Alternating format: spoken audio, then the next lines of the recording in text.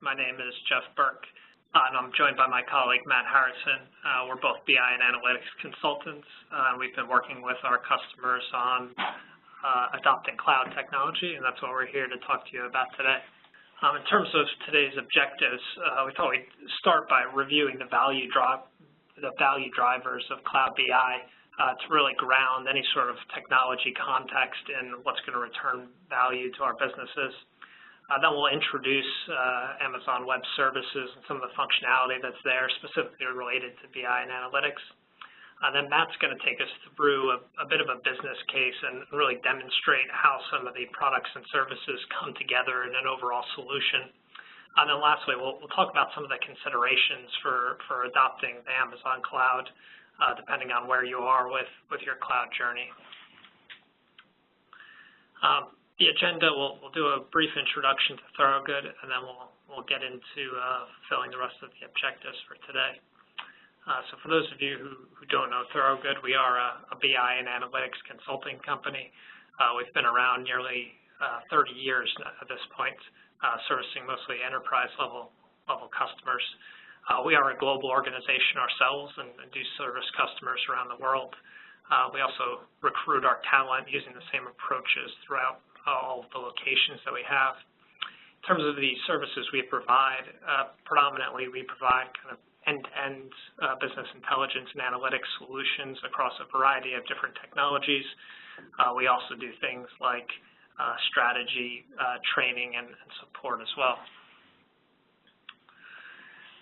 In terms of some of the customers that we work with, here are a sample of some of our customers, predominantly falling in the four verticals that we have here on the screen, but we also on occasion work outside those verticals. We do all sorts of services for these organizations, and most of these organizations are at some point along their cloud journey as it relates to BI and analytics. Thorogood is an independent company, meaning that we don't align necessarily with one particular technology vendor or data provider, but we work with all of the ones that are relevant to our target customers. We are an Amazon partner, an Amazon consulting partner, as well as partners with a number of other organizations as well that either work in conjunction with Amazon or work on the Amazon platform. And that's particularly relevant to the large organizations that we work with. As many of these technologies are in play, we help them with selecting the technologies as well as integrating them together along an overall BI and analytics strategy. So to get into the next agenda item here, we'll talk a little bit about cloud and Amazon Web Services in particular. So just to recap here, we've covered some of the value drivers for cloud in previous sessions, and really just to bring these up on the screen to remind ourselves kind of what's driving value. Really all of these are in play with Amazon Web Services, and the kind of balance or which one of these or many of these that are featured will really depend on the organization or the application area, but they're all very relevant to what we have available on Amazon. In terms of Amazon as a cloud services provider, I thought we'd recap kind of what a cloud services provider is and how they provide services to the consumers of their services. So in a traditional model or historically, organizations would generally need to run their technology and software within their own data centers on their own properties and premises. In that model, as a consumer, you're responsible for everything from the applications to the hardware that it sits on to the data center power and cooling and everything that's involved there. In terms of what the cloud service providers actually provide is a range of services across three general areas. First, you have infrastructure as a service whereby the vendor, in this case Amazon Web Services, picks up the responsibility for the kind of foundational level, that data center level, the hardware level, and the consumer of services still manages the virtual machines or the operating system that the software is running on. Moving over to the right here, the vendor picks up more responsibility in platform as a service. They run the technologies and servers that run behind the scenes, and the consumer is still responsible for the application and data levels, but it is a simpler experience to be able to work with these types of services. Then as we get to the far right in software as a service, this model is where you're essentially just purchasing the functionality, and you're just a consumer of the functionality. At that point, the vendor is responsible for kind of all the technology behind the scenes. And we'll see kind of each level of service come out in the Amazon offering as we review the introduction to it. So one thing I thought I'd touch on is Amazon Web Services in the marketplace, because there is quite a bit that's out there. AWS does have a huge number of subscribers, over 1 million customers in 190 countries. They also get quite a bit of press from a number of the analysts, so people like Gartner and Forrester, both ranking them very highly now as well as historically in terms of how they're competing in the marketplace. Then lastly, we also see a number of the vendors that we're used to seeing in this BI and analytics space actually make use of Amazon Web Services for their own offerings as it relates to cloud, and that's interesting for a couple of different levels. It's a very relevant kind of case study for the use of data and analytics on the AWS platform. There's also an opportunity to recognize synergies if you're either using or considering using some of those online services in conjunction with hosting some of your own technology or services on the AWS platform. So getting into what AWS actually provides here, and what I've pulled here is how Amazon actually positions their products or services that are out there. And if you were to go out to this URL, you could actually click on any one of these icons and see the kind of 6, 8, or 10 products that exist behind each one of these icons on here.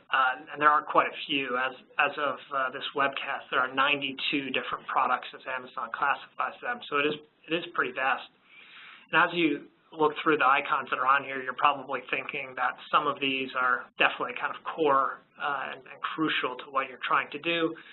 Some of them may not really be relevant, and some of them might just be kind of a necessary service along the way, and that's all right.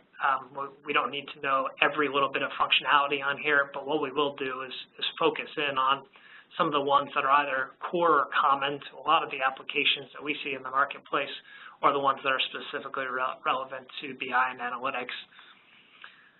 So here we'll highlight some of these. This list certainly isn't exhaustive, and feel free to go out to the websites to see other functionality that's there, but we will highlight some of the ones here. So from a core perspective, the first one that we have up there is the Elastic Cloud Compute. And this is the infrastructure as a service offering from Amazon, and is one of the most popular services on the platform. This allows us to run virtual servers, virtual machines, the same way that we would run them in our on-premise data centers, with all the kind of value adds of running in the cloud. The other one on here is the Simple Storage Service, which enables us to do file sharing within the Amazon platform, or also between third parties or our own on-premise file shares, being able to collaborate on that particular service. When we get into the data storage, there are a number of platform as a service offerings. So the first one on there, the relational database service, actually allows us to host databases from things like SQL Server, Oracle, MySQL, and Postgres in a pretty simple interface to run those databases. Redshift being the MPP platform, similar to some of the other products like a Teradata or a Azure SQL Data Warehouse, something like that. EMR is their Hadoop as a service offering. When we get into data sourcing and transformation, Amazon has a relatively new ETL engine in Glue that allows us to do kind of data workflows, as well as some automation around how that data gets transformed. The data pipeline allows us to schedule things, and the data migration service is either a one-off or some level of recurring replication to get data into the Amazon platform. And then lastly, we have visualization and analytics. QuickSight being both a visualization tool as well as a bit of data modeling that's there, and that's one of the products that will feature in the demonstration. Machine learning being something that's a little bit more sophisticated in terms of the analytics and meant to be embedded into other types of applications.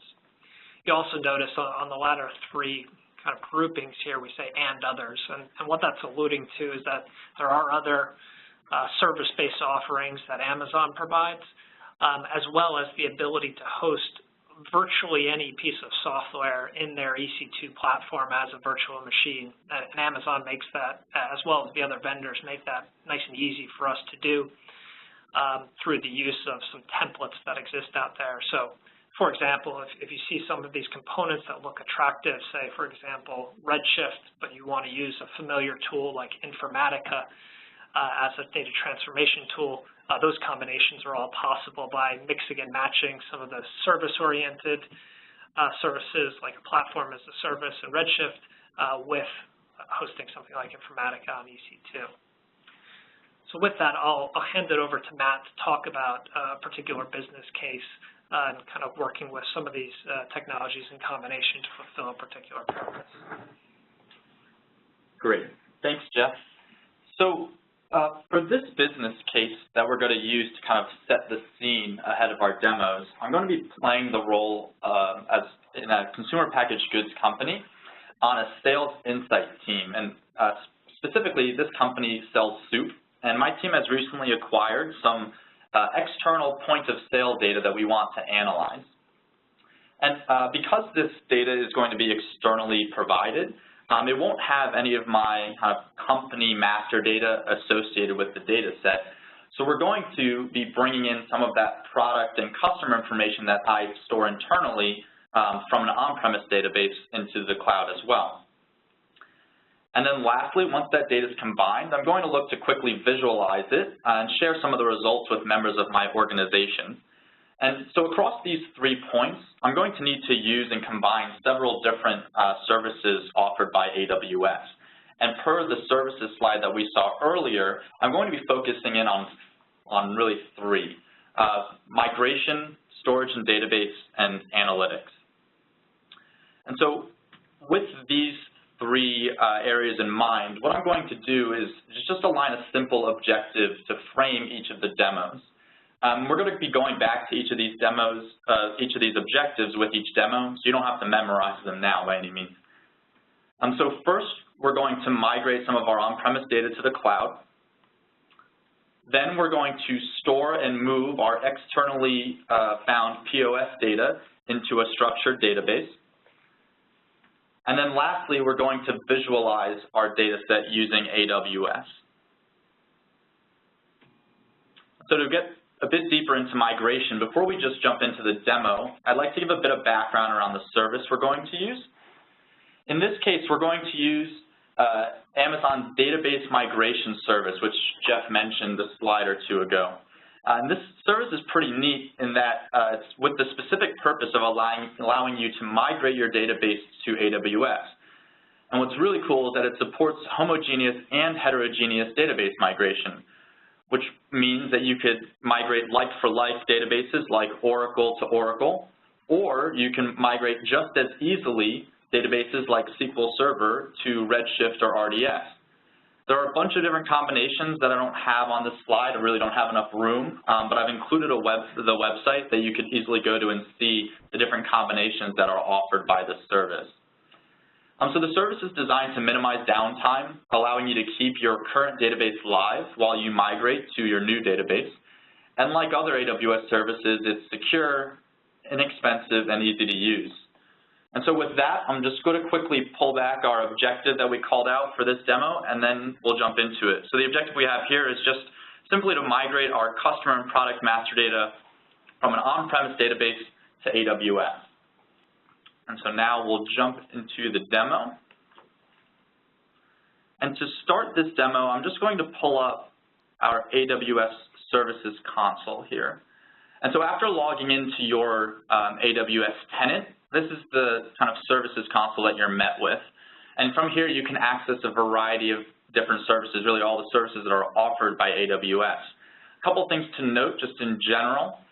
In our case, our tenant is specifically located in US West in Oregon. It's very important that you switch to that tenant location once you log in, because most of your services are going to be tied to that location. Also, if you want to get a sense of all the services Jeff mentioned, there are 92. You can come in here. We see that there's a very long list. There's also a handy search feature here, which is what I'm going to use to get to Database Migration Services, or DMS. So I can just simply search DMS, and it'll come up. Here it is, pretty easy. I'll click on that, and then I'm going to go to the DMS Services console. And so a couple kind of key points around this tool. This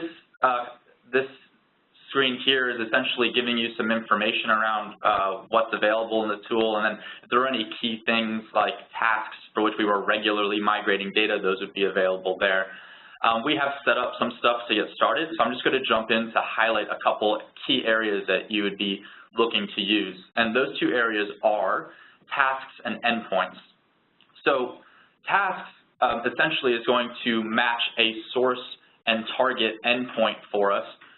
In this case, our source is going to be SQL Server, and our target is going to be Redshift. And so in this case, you can see that we have one task here. You could have many different tasks depending on your various source and targets. As I mentioned before, we have two different endpoints that we're going to be working with, and those are listed under endpoints. And then our two endpoints that we can see here are based on SQL Server, this engine, and then on Redshift. And I had mentioned on the slide that it is secure here, and just to highlight that, if you come into just this endpoint of Redshift, you can see down here our SSL mode currently set to none, but you have options to select various certificate enforcement modes. You can set to required, here is none, etc. So before I go any further here in the console and actually migrate the data, I did want to give a sense of the kind of state of the data that we have in both SQL Server and in Redshift. So with that, I'm going to jump into SQL Server Management Studio first, and then I'll pull up Redshift. So in Management Studio, I've connected to our on-prem database, on-prem server, and we have a number of databases here. I have this master data database that is maintained on-prem by my master data stewards. In this case, there are several simple tables here that I'm going to be looking to migrate. All against the DBO schema, I have really the four that I'm concerned with are going to be calendar date, product, region, and store. And so those are the four that I'm going to be looking to migrate. And the reason why I pull this up is because when I shift to Redshift, you're going to see that those tables aren't even there yet, which is what I think makes this tool pretty neat. So now I'm going to pull up Redshift, and in order to access Redshift, I'm going to be using a tool called Agility. And this is a tool that's essentially third-party, but offered and approved by Amazon to be able to query Redshift. So essentially, it's a very similar look and feel to Management Studio, except, of course, we're connecting to Redshift here, and there are a couple other features that I'll touch on throughout the demos today. So in this case, I have a DBO schema, I have a database that I have aligned, and I have currently one table. Again, I had just mentioned that we're not actually going to create any of these tables when we're migrating the data. The DMS service is going to do that for us. So now that I have kind of set the scene here, I have in Redshift currently one table, which I'll touch on in our second demo, and then I have four tables over here. I'm just going to go back into the DMS service console and start our task. I'm going to talk a little bit about the different options we have here once I go over to tasks. Clicking on this guy, and I'm going to do start, resume. So I have two options here. Start will give us the option of starting the task from the stop point. So essentially, if we've partially loaded tables, or if certain tables have loaded but the other tables haven't, it'll pick up from where it left off. In this case, I'm going to do restart, which will essentially do a full load from the start. And you can see that any existing data in the target will be deleted. In our case, there aren't even tables there, so it's going to have to create those tables. And it will do that by converting SQL into the necessary code to be stored as a Redshift table. So I'm going to start that task. You see that it says starting here. In this case, I have 3 tables. They're all relatively small. You can see that the elapsed time, I don't know if you noticed it prior, that it really doesn't take that long to migrate. Of course, if you had a lot more data, then you would need to it would take a bit more time, of course. So after I start that, it says starting. What I'm actually going to do now is jump back into Aginity, and while that's running, I'm just going to refresh the set of tables here. And you can see already that we have all of these tables that are all now exist there. So it first created the tables, and now it's going to start to load data into them. And if I refresh this guy one more time, still running, so it means it'll still be loading the data in, but I can probably start to get a sense of some of the records that are in there as well. So I'll probably take this one, hit right-click, and I'll do a select statement. I'll copy that to my clipboard.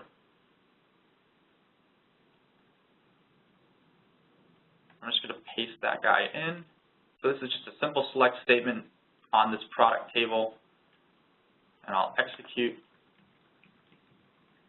And you can see that I'm already getting records in there. And just as I did that, the load was now complete. And so it took, I want to say, certainly less than a minute, maybe around a minute to load these 4 tables. Again, the tables aren't very big, but just like that, it was easy. We migrated data from a SQL database over into Redshift that we're then going to look to combine with some of our point of sale data. So just to kind of wrap this up, that is what I was looking to show here, just how easy it is to migrate some of that information over. So for us, it was simple one-time load just to get ourselves started. But you can look to load these, to do these loads on a more regular schedule, whether it be event-driven or if the data will constantly be loaded into the on-premise database, you can pull updates using the incremental loads that I mentioned as well. So with that, I'm going to jump back over into the slides, and then we can get started with our second demo. Great. So we just saw a quick and easy way to migrate some of our on-premise data into the cloud. So now I'm going to discuss some storage and database options a bit further before we load our point of sale data into the cloud.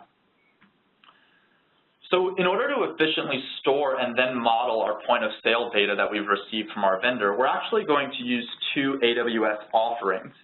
First, we need a platform for cost-effective storage of various files. For this, we're going to use S3, or Amazon's Simple Storage Service. And Jeff mentioned this on kind of our overview slide, but it's a bit more detail here. S3 is a generic data storage product, and it's one of the most cost-effective ways to store information, and it's fundamentally much cheaper than provisioning a server on-premise. You can store really any type of data from videos to log files, so it's good to think about this as really infinite file share in the cloud. Now, once we get our data into S3 to store it, we're then going to look to model it. And so to model our data, we're going to use Amazon Redshift. And Amazon Redshift is a data warehouse product that I mentioned in the previous demo momentarily as our target for database migration. It provides petabyte scale data warehousing, so enormous data sets. And it's able to handle this volume by using massively parallel processing. So Redshift, as Jeff mentioned, is similar to Teradata or Cloudera and Impala. So you can think about it as massively relational data sets in the cloud. And now again, that we've brought through these tools here, just want to quickly level set on our objective, which will be to store and query large volumes of POS data on high-performing database software. So now with that, I'm going to jump into our demo. And this demo is going to be a bit quicker. We're just going to stay in Aginity for the time being. So now that we have Aginity up, what I'm actually going to do first is note the table that we're interested in loading our data into. So different than Database Migration Service, we actually have a table that's already set up here and this is our supplier purchase line order data. And this is what we're going to load into as effectively our fact data that we've received from the vendor. And just to start here, I'm going to just do a quick count star on this table to show you guys that there are no records in it. And then I'm going to jump into S3. So in Aginity, there's an aspect of it that's offered as a file share, essentially the AWS S3 File Explorer. And so this is just a way to jump into our S3 environment to view the files we have stored there. So I'm going to open that up, bring that up here. And you can see that effectively, as I said before, this is just a file share. In our case, there are files that I have access to that I don't have access to. I know that my team's data is stored in this soup data environment. A couple different file types in here. There isn't any regulation on the different file types that we can have in a single folder. And in my case, I have a variety of CSV files that are different data sets, as well as our soup sales data supplier information that's in a GNU zip file. And you can see that it's a reasonable size, 5.57 megabytes. And this is what we're actually going to load in for this demonstration. And it's really just going to be a pretty simple command. So I'm going to jump over to that now and do a quick load, and then we'll actually have our data in place. So I have this S3 copy command that I have here previously. This is a standard copy command from S3. You can note that I've specified the table that I'm pulling in from, as well as the file that I want to pull in. I have some credentials listed here that I've kind of cut off from the screen. Those are credentials that will let me go into our specific S3 location, that specific folder. The file type is noted, a gzip, as well as a delimiter. And then all I need to do is just run this file, run this command, excuse me, and it'll take a little bit of time. Yep, about a little less than 4 seconds. And then just all we can see here is that, yeah, we have the seconds and then the time that it took. And then you can also get a sense of the number of records that it loaded in. So it might be a bit small on the screen, so just to call it out, that was around 2.5 million records that loaded in less than 4 seconds. And just to show you guys that I'm not pretending here, I can do that same count command and see that those are the records that are in that table. So you can see that, again, once we've loaded data into S3, of course, it's in a specific format that we wanted to pull in. In this case, it was a gzip file, so the command actually goes into that gzip and pulls in all of the CSV files that are in there, whether it be one or many, and loads them all into that table in a matter of seconds. So now that we have all of our data in one place, we're going to look to visualize it. But before I do that, just a couple of quick notes. For the sake of the demo, I have worked out the alignment of our master data to take in the right keys and IDs. So, of course, depending on your data set and the frequency of loading it, you might look to use a couple of the other tools that we mentioned on some of the previous slides, like data pipeline to be able to schedule some of the data loads, or Amazon Glue to further transform your data. And then lastly, just one other quick caveat. So when working with external data, it is important to be conscious of any data regulations that you have when loading that data into AWS. So this, for the sake of the demo, we are loading kind of vendor-provided POS data that, of course, is fake. But if you're loading data that you receive from a vendor, you do want to make sure that you're checking whether or not you can load that data into AWS or other cloud providers. Okay, and with that, I'll jump back over to the slides here. Okay, so now for our last section, we're going to cover, we're going to drive some analytics off of our data set, and with that, we're going to cover one of AWS's newer offerings in Amazon QuickSight. So QuickSight is Amazon's cloud-based business analytics visualization tool. It was released in preview in Q4 2015, so the end of 2015, and was released recently in general availability in Q4 2016, so it's pretty new to the market. Power BI, Microsoft's visualization tool by comparison, is another relatively new BI tool on the market, and that was released in July 2015, so it's about 1.5 years prior.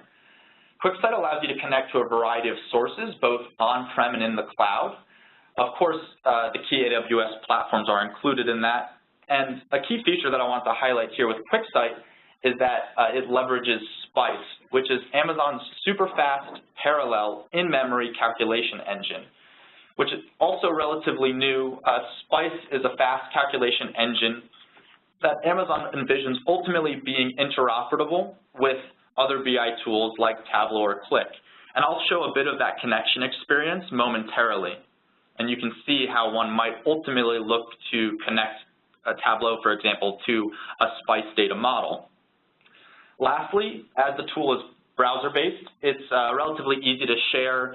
You can give people access via their email in the web browser, or then there's also an iPhone app. So now let's quickly, one last time, recap our objective before we just jump into QuickSight. And our objective here is to gain valuable insights through visualizing our data set. So now we'll jump into the demo here. And this demo is all going to be through the browser. So I'm again going to jump back into the browser, and you will notice that we're still on our DMS console. I want to get back to the main AWS console, so I'm just going to click on that icon at the top left, and I'm just going to quickly search for QuickSight. So QuickSight actually is going to open up as a separate tab.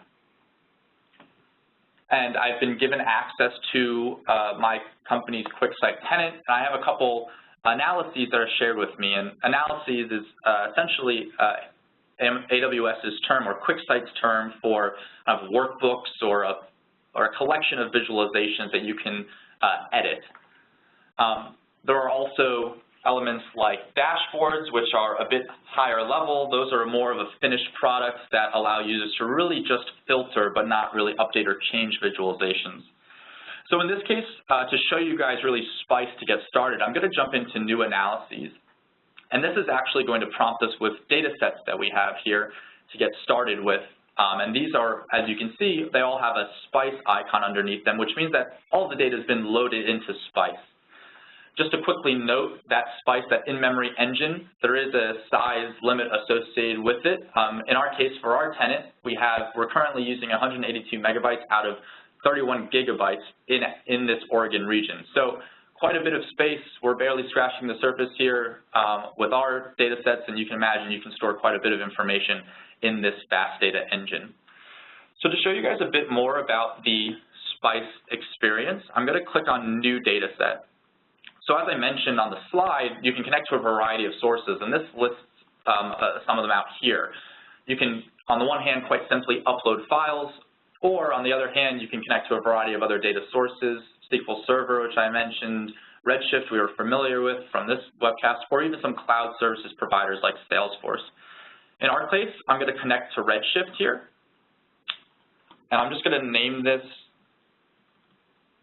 data source to get started. It's going to recognize what's associated with this specific tenant for me. So this is my Thorogood demo tenant. It's going to pick a database. There are a couple databases, but I'm going to stick with this soup data. And then I just need to sign in.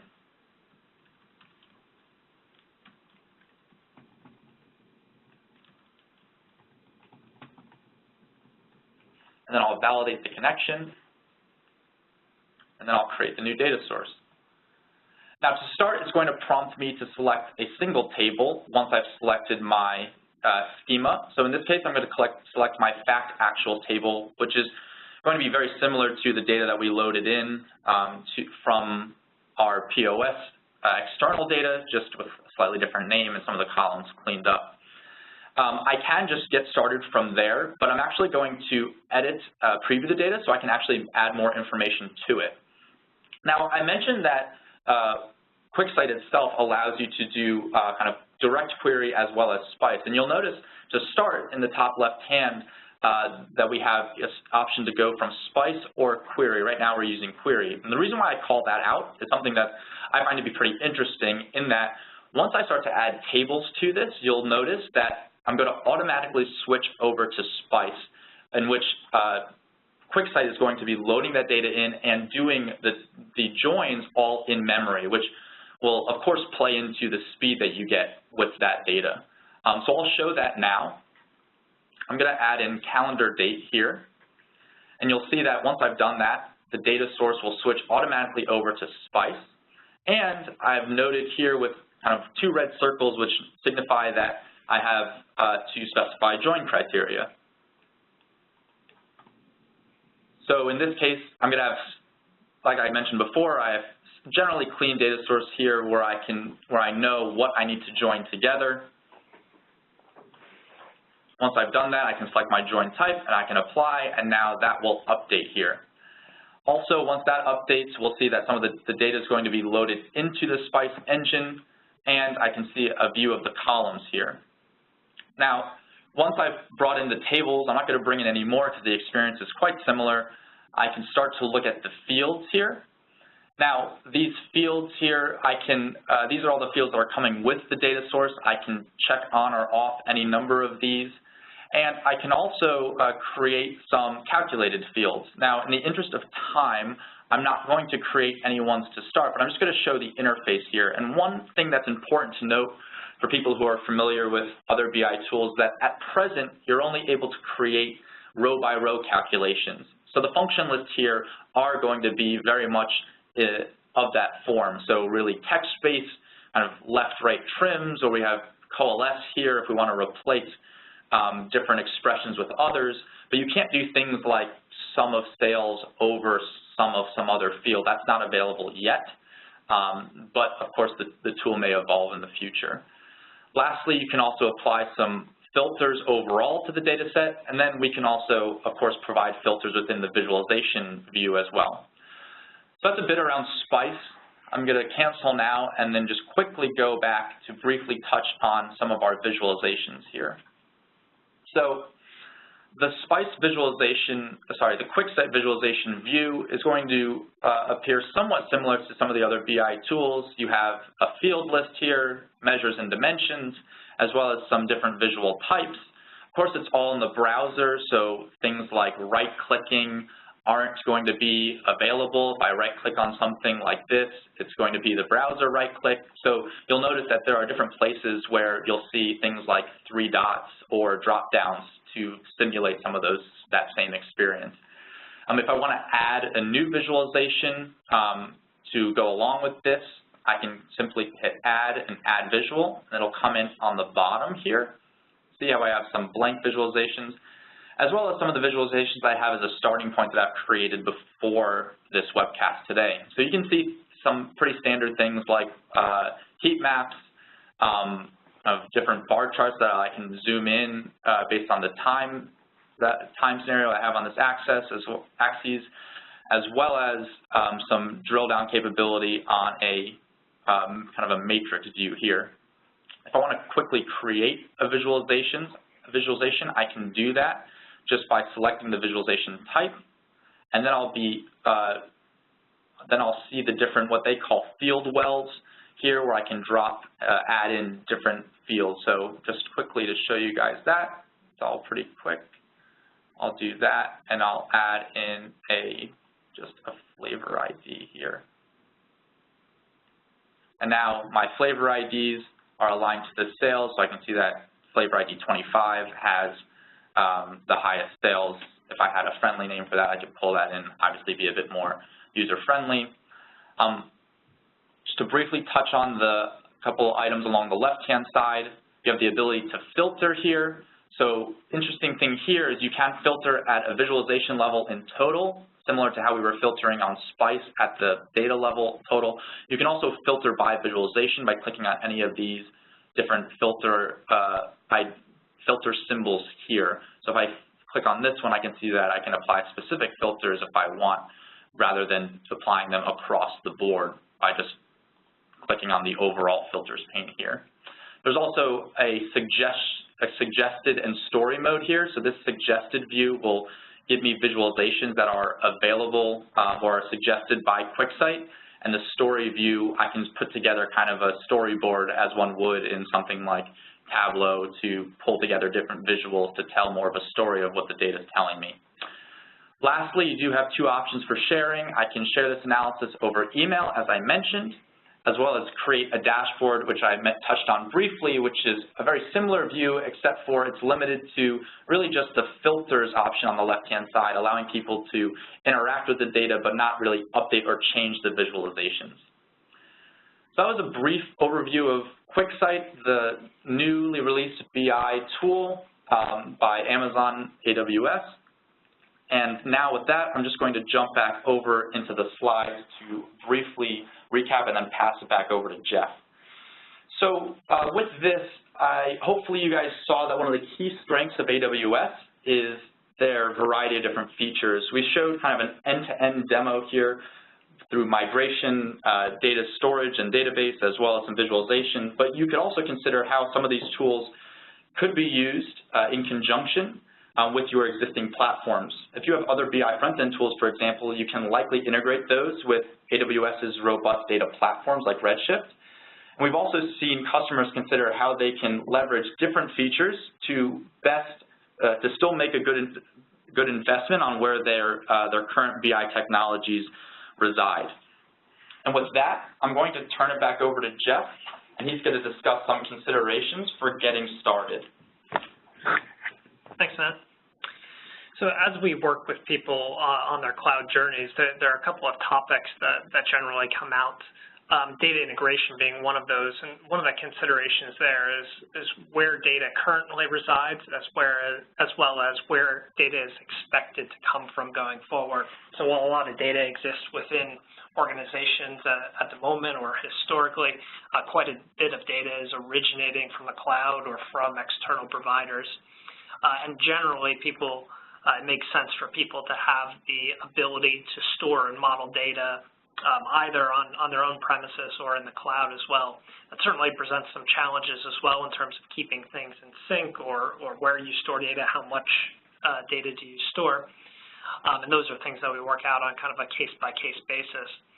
One of the questions that came through the panel here is how does kind of copying master data around align with things like master data strategies?